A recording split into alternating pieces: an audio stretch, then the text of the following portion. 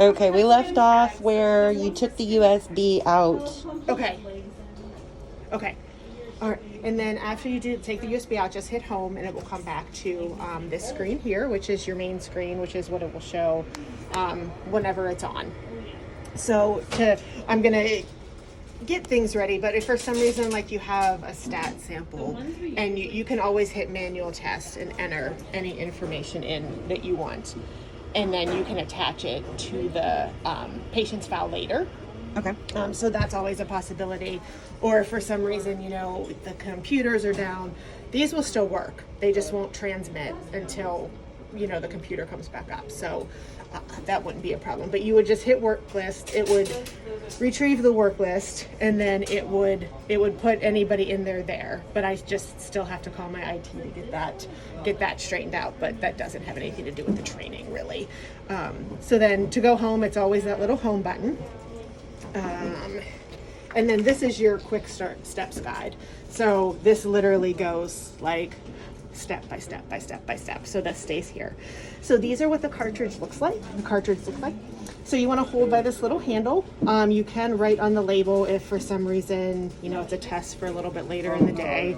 Most people didn't even know you could write on that. So they might actually be removing that white label. So don't get attached to it. So the back, try not to touch that because that's glass back there. So we don't want any fingerprints on there, especially the lens area. And it is supposed to have like a little silver bar and a little dot in it. They just kind of roll around in there. And there will be on the front, this is where your sample will go, but you'll leave that on until you're actually ready to put it in.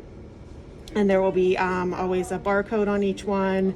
And then this is another one a little vent which you don't touch. So then we'll go into, sample handling. I'm always supposed to tell you to wear gloves. I don't know why you're wearing glasses, but whatever. So a green top or a red top will be fine to use for that. So you'll draw the patient sample, spin it down, and then that's why we have these little pipettes here that come with the Element i+, and the tips, which I think you put below. I put them in the drawer here right behind you. This one? Nope. It's fine. Yep. These ones, which I marked as Element i+. It helps if you have some of our other analyzers, but you can't really get them confused here, but it's just habit. So you would get one of these all ready to work. Obviously do a better job than I did there of putting that on there.